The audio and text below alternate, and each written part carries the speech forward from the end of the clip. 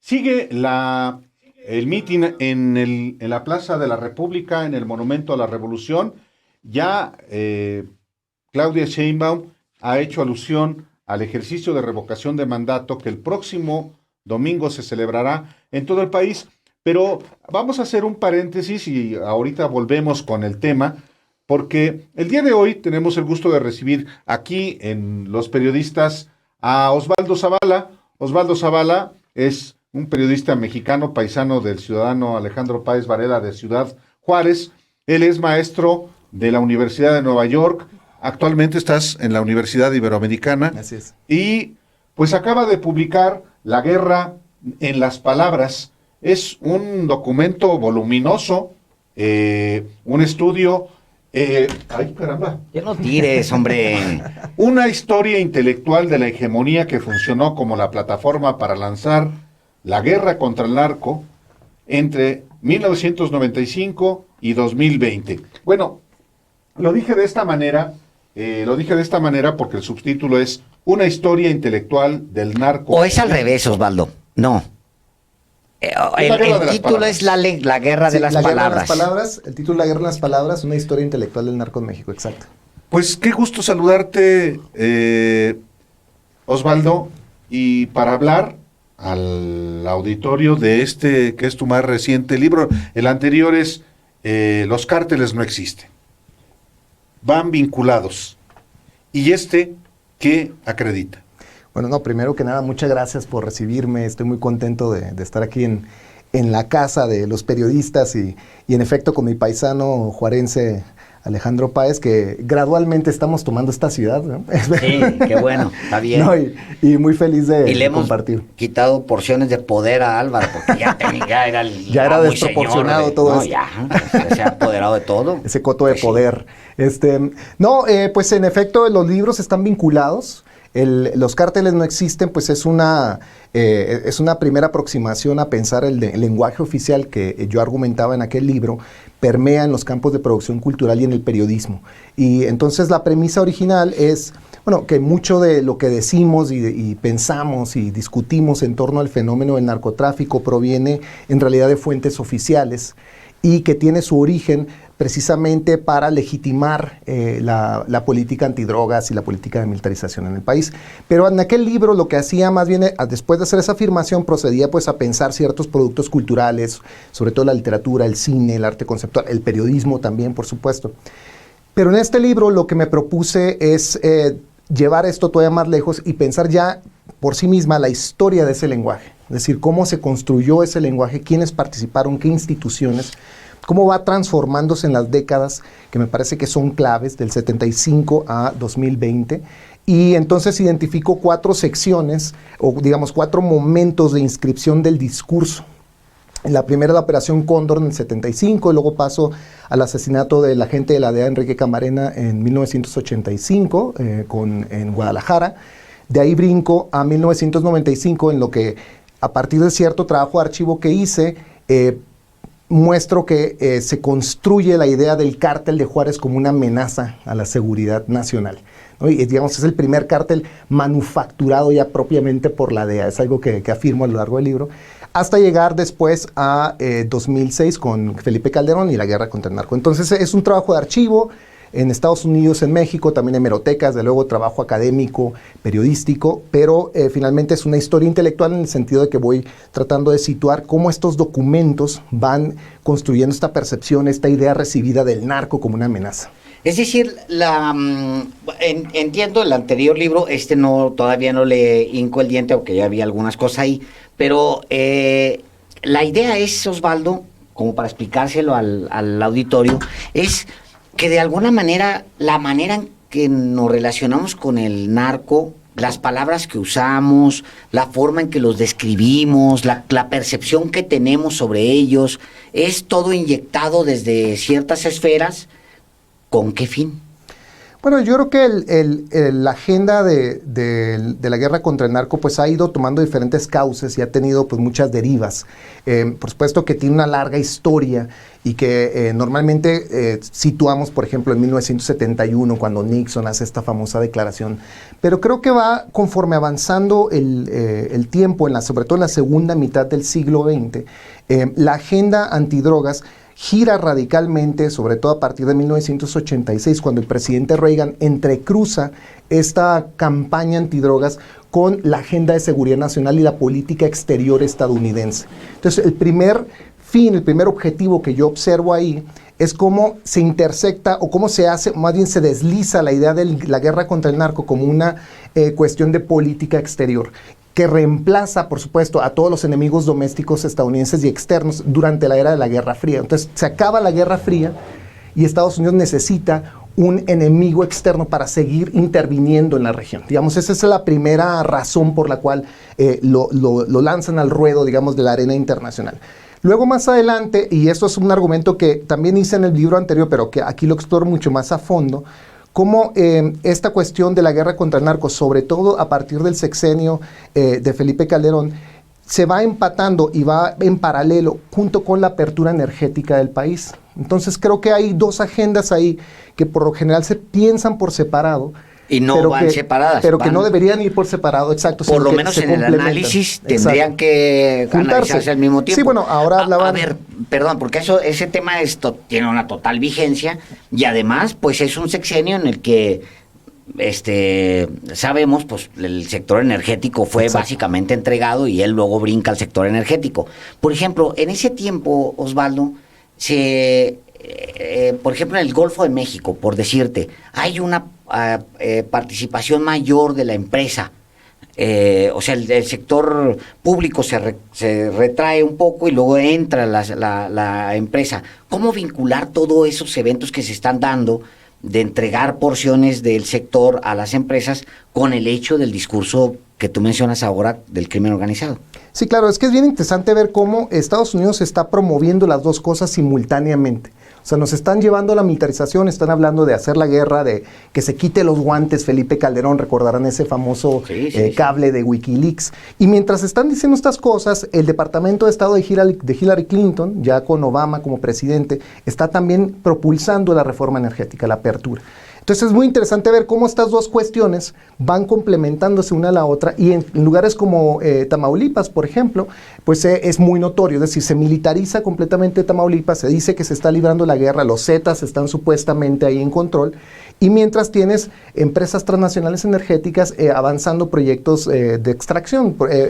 Tu compañero Arturo Rodríguez, nuestro gran amigo, por ejemplo, hizo un reportaje en aquellos años muy importante que yo, al cual vuelvo y retomo en el libro, donde la empresa, por ejemplo, Sempra Energy, esta empresa que está basada en California, pues por medio de arreglos y de acuerdos, además forzados con apoyo del gobierno estadounidense, claro. Pues logran sortear una serie de frenos para avanzar en la extracción de gas natural. Además que sabemos que ahí en Tamaulipas está pues una de las grandes reservas de gas natural del país y del continente. Entonces es muy interesante ver cómo... Reserva compartida, además. Exacto.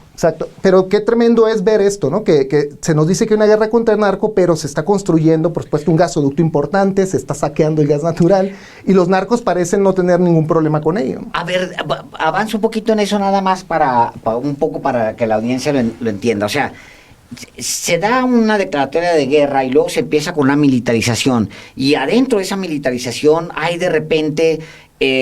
mágicamente coincide en que estamos entregando pequeños sectores o grandes sectores o porciones territoriales. Exacto. Es decir, por ejemplo, eso que hablas, eso le facilitaría en todo caso la guerra y ya ver militares en las calles y normalizar. Y el despojo territorial, ¿no? Porque finalmente lo que hace la militarización en buena medida es llegar a una zona de conflicto donde muchas de las comunidades que además están en tierras comunales se tienen que ir, ¿no? Ha habido un éxodo que se estima, y es una estimación todavía bastante conservadora, de alrededor de 350,000 personas de desplazamientos forzados internos. Es decir, gente que no se va del país, sino que es obligada a irse de su zona.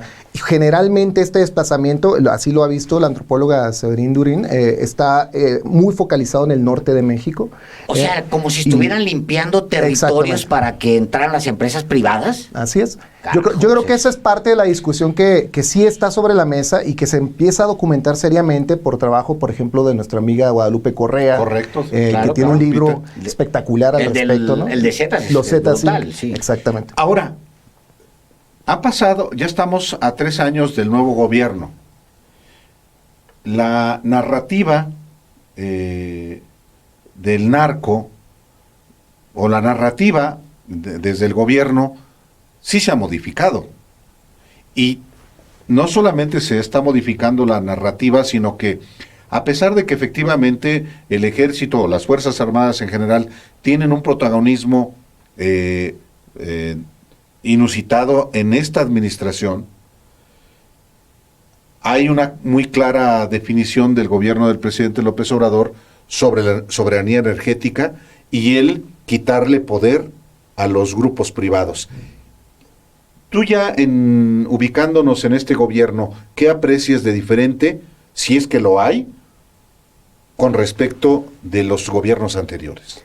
Yo creo que genuinamente el presidente López Obrador entendió y claramente procuró mostrar un tipo de interrupción y de cambio, incluso de suspender completamente la agenda antidrogas como se había llevado a cabo en los 2 sexenios anteriores. Eso está en el plan de gobierno, sí, muy al principio. Sí, sí. Llegó hablando de cancelar la guerra contra el narco.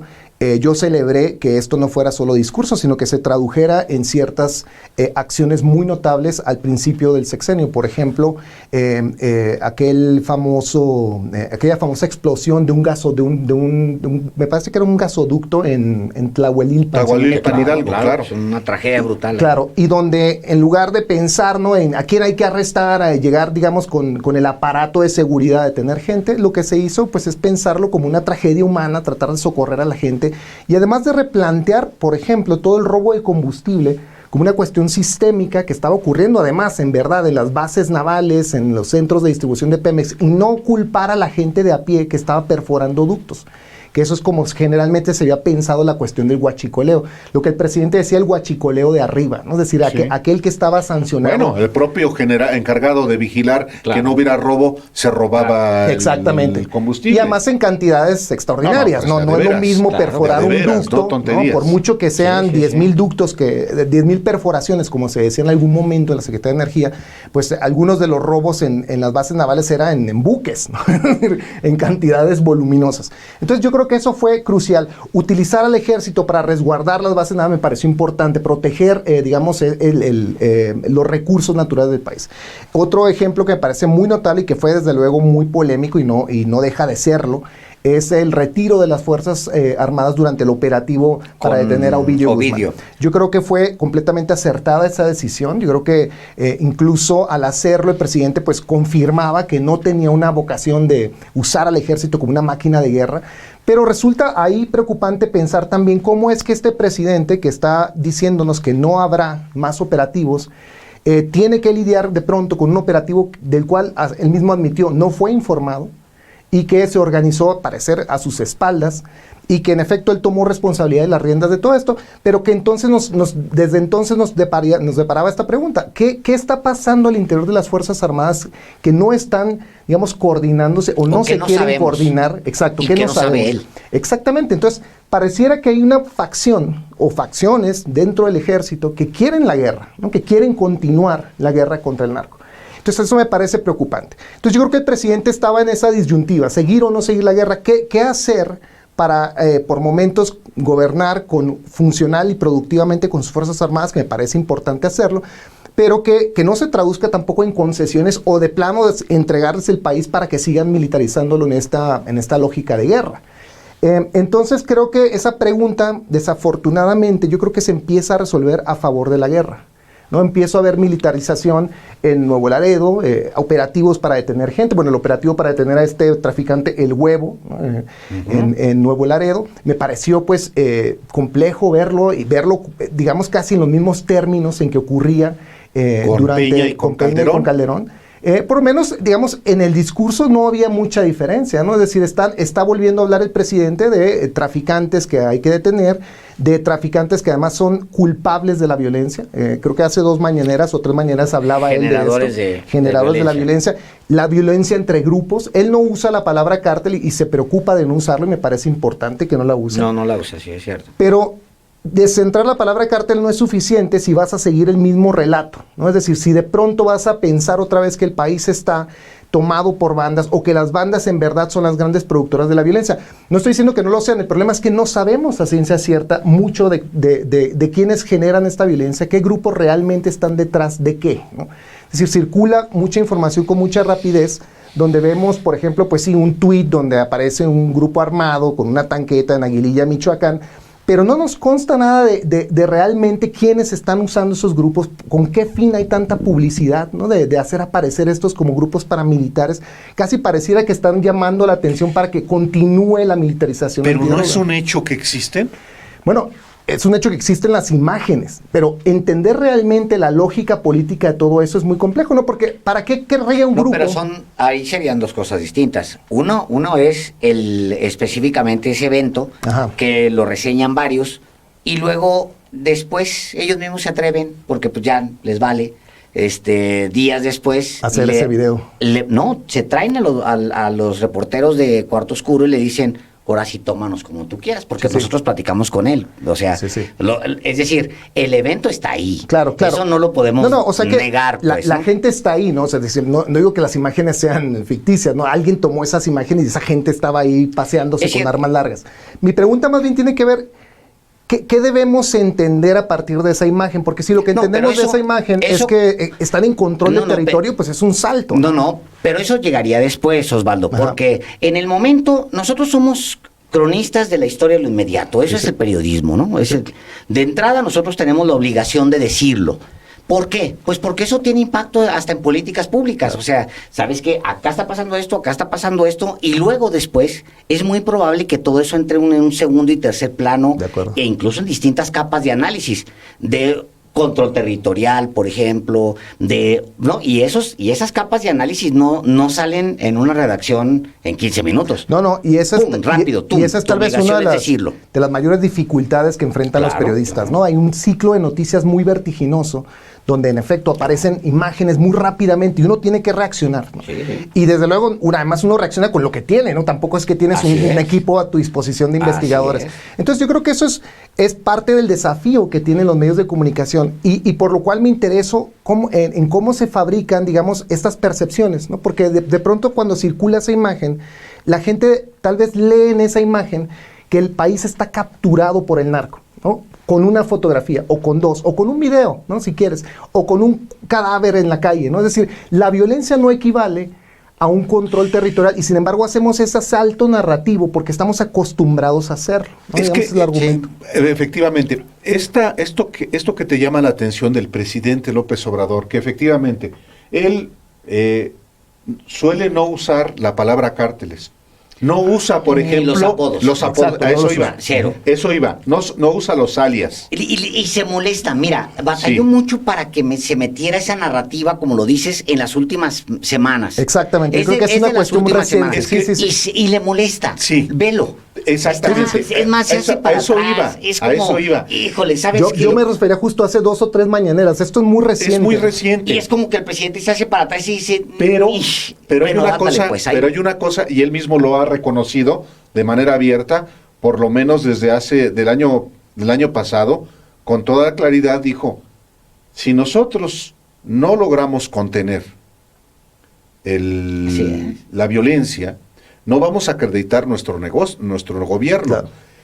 El problema es que sí se están generando situaciones de violencia, de pronto de alto impacto, que digamos, como que lo están forzando a que adopte justamente esa narrativa tan calderónica, ¿no? Sí, porque también recibe muchos reclamos. Pues sí. O sea, recibe una presión muy cabrona de los medios en general. O sea, permanentemente. O sea, de hecho, tú podrías revisar que hay una baja en homicidio doloso, ¿no? Como la hay.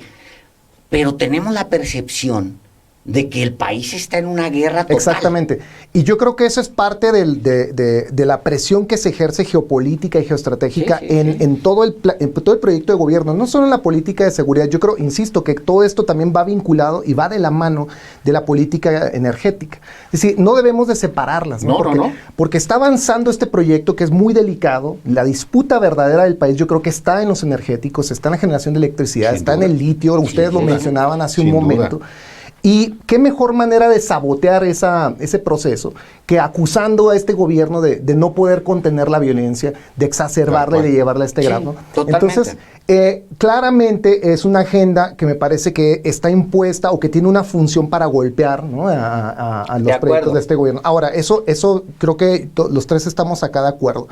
Lo que me parece que también tenemos que mencionar es que el presidente pues sí ha permitido la expansión de un aparato securitario de un modo extraordinario y que ha permitido que el ejército se incorpore a zonas del gobierno federal que normalmente no operaba. Eso no sé si necesariamente está mal, pero lo que creo que debe por lo menos inquietarnos es claramente esta opacidad con la que muchas veces se maneja el gobierno. A lo mejor este segundo tramo, que es complicado. En el mundo, los ejércitos participan en zonas. Sí, está bien. El mayor constructor de presas del mundo, de carreteras en el mundo, el que vigila la mayor extensión en kilómetros cuadrados del mundo de parques públicos, es el ejército de Estados Unidos. Sí, yo estoy dispuesto, digamos, a pensar, a dar el beneficio de la duda, ¿no? Claro. Viendo al ejército construir el aeropuerto de la Ciudad de México, no necesariamente me incomoda tanto. Lo que me incomoda es que haya opacidad, que no haya rendición de cuentas y que haya todavía impunidad. Creo que hay un grado de impunidad que debe ponerse sobre la mesa, que debe discutirse y que debemos exigir cuentas claras. Claro. En general, la impunidad, que es uno de los grandes males de este país. Por supuesto, y se tiene que avanzar. Pero entonces creo que una manera en la que el presidente puede defender su proyecto es pues forzando este debate, permitiendo que se abra claramente esta pregunta y someter a examen la actuación de las Fuerzas Armadas, lo que están haciendo ahora no solo del pasado, no solo pensar a Yotzinapa, sino lo que está ocurriendo ahora, sin duda. Híjole. Oye, pues ya está circulando, ya está circulando. O sea, ya lo podemos pedir. ¿Está en Amazon? Está en Amazon. Porque mucha raza nos ve en Estados Unidos y lo piden desde allá. Va a circular en Estados Unidos también. Pero en electrónico ya está. En electrónico ya se puede descargar, pero también en papel va a circular en Estados Unidos. Puedo decir perfectamente que Osvaldo Zavala es un académico serio, es un hombre que ha recorrido, ha hecho kilómetros para escribir lo que escribe. Puedo decirlo, no solamente porque es mi paisano, que sería razón suficiente para... Pero no, eso no lo voy a decir. Pero que es un hombre serio y que es un hombre que está dedicado a esto, al análisis de las cosas. Y aquí está, es la guerra en las palabras, que me parece que es una discusión, seguramente nos vas a raspar a todos. un poquito. Sí, pero está bien, ni modo. Así es, seguramente, a los medios sobre todo, porque no nos damos cuenta. Yo, ojeándolo así, dije rápido, pum, me encontré conmigo mismo aquí. Y dije, es que, pues Osvaldo no tiene que saber que agarré antes de entrar a un programa y pum, tuiteé lo que estaba. No, y lo que decíamos, es un ciclo vertiginoso. Se construye la noticia también en un balance muy precario y lleno de información. O sea, están ustedes saturados de y luego datos. los que se dedican al análisis. Ya con la distancia lo ves, por supuesto. No, sí, claro, pues sí, está muy chingón. Desde lejos, echándome un whisky, pues sí. No sabes que tengo 3 chamacos en chinga. A ver, ¿dónde agarran las fotos? A ver, oye, consigan hablar en el país. Pero bien interesante porque, digamos, aún haciendo ese análisis, ya después, sino ya las aguas pasadas, es importante hacerlo. No solo como ejercicio de autocrítica, porque creo que eso es importante también, sino más bien para entender precisamente esto de lo que hablábamos, cómo se construyen estas percepciones, hacia dónde avanza políticamente la lectura de esta información y cómo podemos inadvertidamente abonar, digamos, a un discurso que termina pues siendo bastante tóxico para el país, ¿no? No creer, por lo menos interrumpir la idea de que el narco está en control del país, porque no es cierto, no hay datos verificables para ello. Totalmente de acuerdo. Osvaldo Totalmente de acuerdo. Zavala, gracias por haber asistido el día de hoy. Aquí está tu libro, La Guerra de las Palabras, una historia intelectual del narco en México, de 1975 al 2020. No, pues muchísimas gracias por la invitación. Qué felicidad estar aquí con ustedes. Ojalá que podamos seguir conversando y debatiendo Pues todas estas invita cuestiones. unas heladas. Va, cómo no. Vamos a una breve pausa y volvemos. Todo heladas, tú. Todo tiene que ser con heladas. Iba a decir mezcales, pero está muy bien. También, hombre. Más o menos. Acá no te va a hacer decir que no. Volvemos.